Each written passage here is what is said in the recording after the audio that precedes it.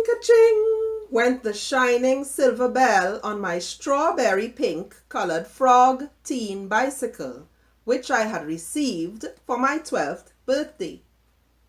When my father had wheeled this bike out of his silver pickup truck, the delight shone from my eyes like beams from a torch. I had clenched my fist and punched the air with excitement. I felt like a movie star cruising around my cul-de-sac in my pink, dreamy pair of wheels. I could pedal at lightning speed down the brow of our hill. The feeling was exhilarating. On descending the hill, I had to whiz by Mr. Jones's house, the third house on the left-hand side. Mr. Jones, who had a face as wide and brown as an old frying pan, was a cranky old man. His face and hands were as wrinkled as his khaki pants, which he wore with a vest that was white once upon a time. Mr. Jones did not like children. He especially did not like Junior and Derek, who would raid his lush Julie mango tree. The old man brought a Rottweiler who answered to the name Caesar. Since the huge dog had arrived, the mango tree remained untouched and laden with fruit. No one dared to tangle with Caesar. Caesar had fur as black as onyx, with a mask of muddy brown like the midnight robber. He had a short, bear-like snout with razor-sharp teeth like a werewolf. He was as plump and round as a base steel pan. He wore a spiky, blood-red collar that trembled when he gave a low growl, which sounded like an impending earthquake.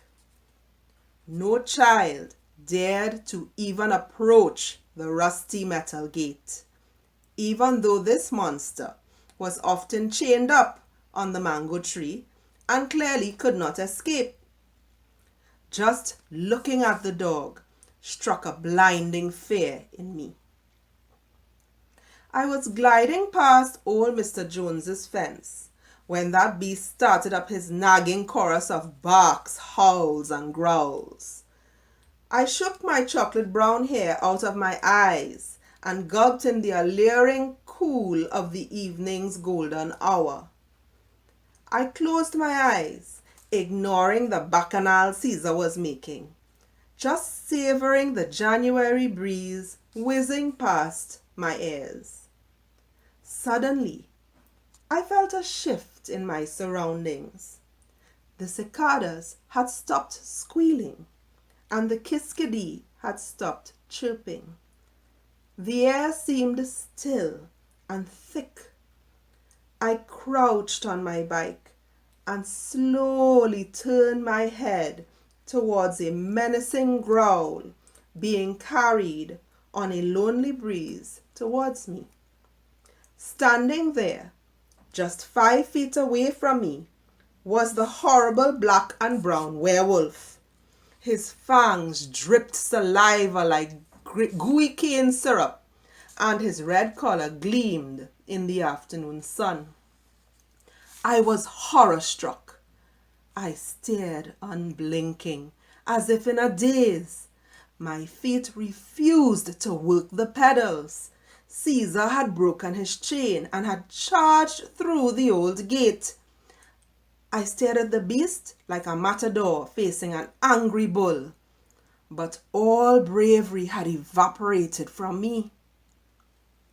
Caesar charged towards me with a wild look in his eyes.